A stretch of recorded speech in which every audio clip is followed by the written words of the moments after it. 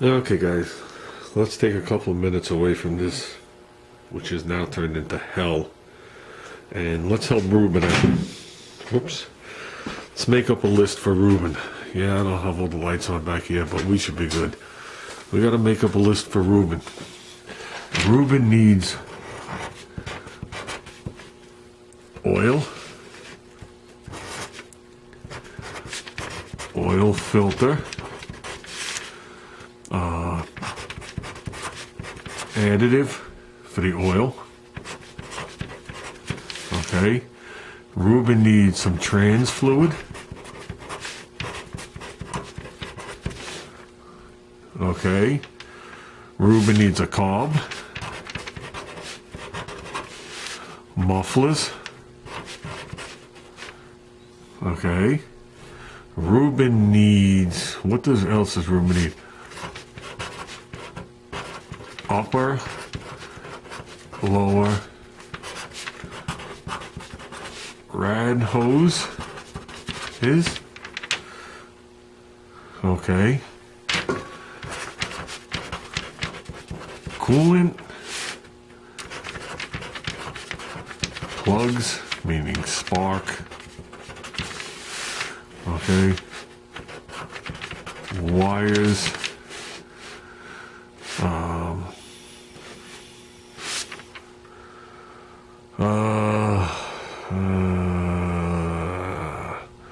don't know if he has a fan belt from alt, crank, water pump. Okay. I am going to bring the oil. I am going to bring the cob. I am going to bring some mufflers with the pipe. And he says he has the adapters to the headers. I am going to bring coolant. And I think at that point, that's what you need. So right now, Reuben, you need an oil filter. You need the break-in additive. We'll discuss what that is. You need some tranny fluid. How much? I'm not sure.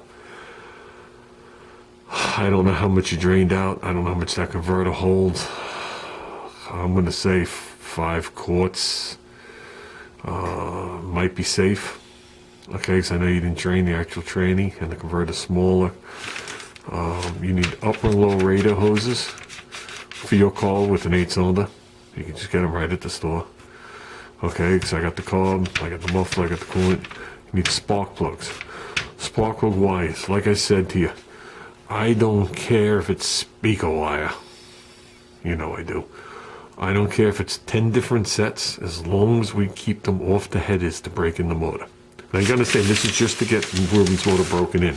After that, Reuben's gonna invest the time and money into nicer stuff if need be, like, not meaning like the upper radiator hose and stuff like that, but you know, an exhaust system. We're gonna do the other carburetor, sparkle wires. He has the original starter wires, meaning the wires from the battery to the starter. Wires, can't read that. I told him just get the cheap universal ends.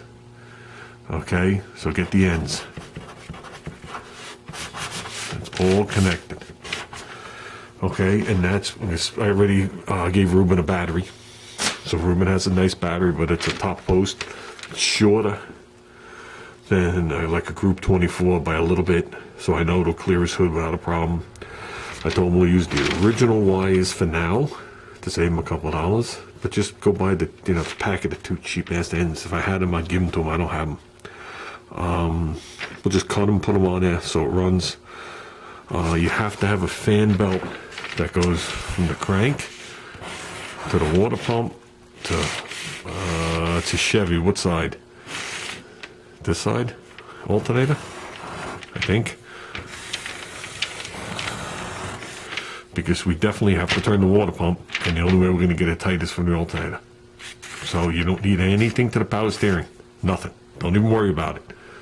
It's better that way. That's one less thing we have to deal with. And make sure this pulley is bolted on in the center with 4 bolts with flat washers on there so the thing doesn't crack. Okay, we're going fanless, and I explained to him why, just to break it in. And he has the radiator, and that's it. I told him we'll run a jumper wire from the HEI right to the battery, and that's how we'll turn the car on and off. We'll break this thing in, run it through the gears, and that's it. And we'll make up a day, and we'll go up there when he's ready for us, and I'll help him button anything up, any minor stuff, and we'll fire it up. And if all goes well, when we leave, the motor will be broken in, and then Reuben can work on it at his leisure. But just so he knows the carburetor's Juniors, and so are the mufflers. That's the same carburetor I break in all the motors with, and those other mufflers became the test mufflers. So I'll bring that stuff, but like I said, I really can't leave it. I don't want to do that to Junior. Unless Junior wants me to. I can't make that call. So that's what's needed.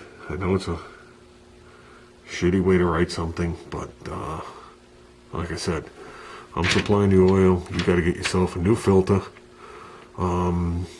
Just a plain Jane filter is fine, because after the motor gets broken in, you're going to swap out the filter to a quality filter, and then add an extra quart of oil into the motor. And we're going to leave the oil with the additive in the motor. And you have to hook up anywhere there's any kind of openings. I know you had asked about the oil pressure switch and stuff like that. If it's in the motor, just leave it there. You could hook the gauge to the back of the block, right behind the distributor. There's the hole coming up. There's your distributor. I'm an artist, just like the guy I used to watch on Sunday morning. There is that hole down over there. You can run that to your gauge. Gauge. Okay, that's fine. The one that's down over here, by where like the Z-bar would be if it was a 4-speed, you could just leave that alone. If I remember right, that was for an idiot light. And that's it. If you have anything else capped off.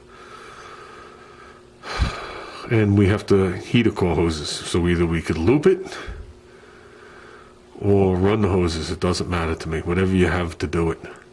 If you want to loop it from the water pump to the intake manifold for now, and then as time goes on and you start to detail and button up the engine compartment, you can buy new hose. That's fine too. So we would go from the nipple on the top of the intake manifold right around to where it is on the water pump, and the coolant would just do its deal rather than run the tube into the heater core. You could do those at a later date when you can pick up the hose and a nice set of clamps, and however you want to detail that out. Or if you want to do any cleaning on the fender well, I really don't know.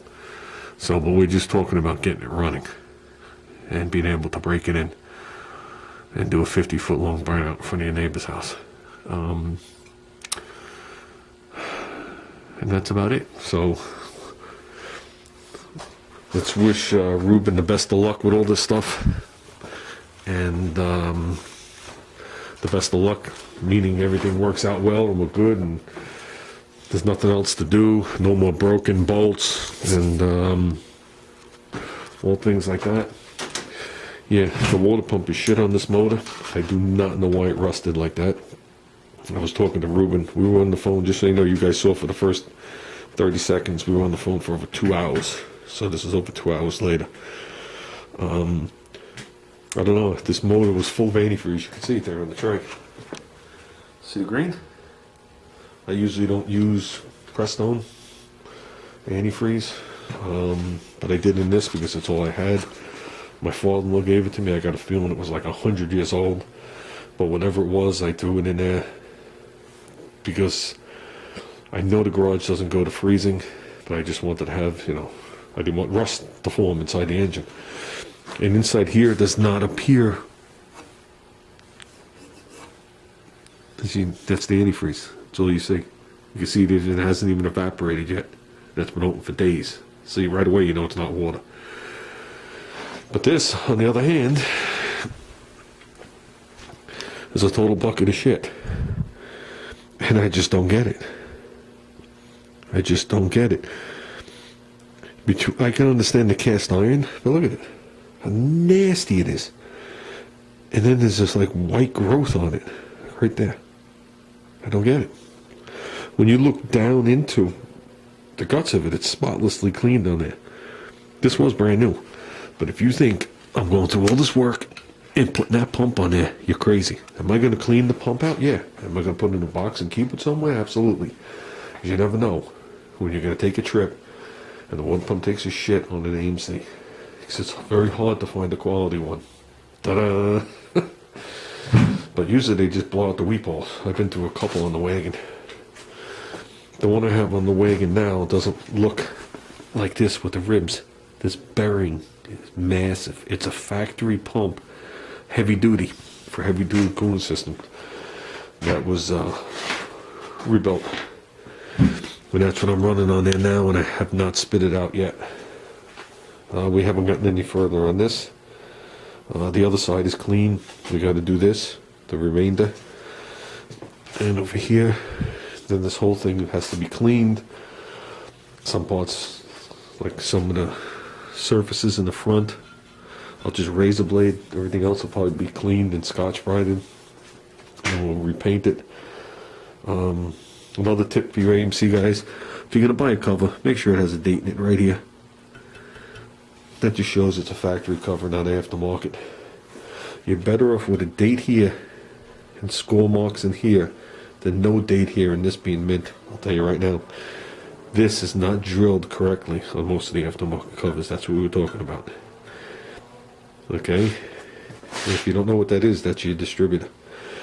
Up to here comes your oil pump gear, your oil pump shaft from the oil pump.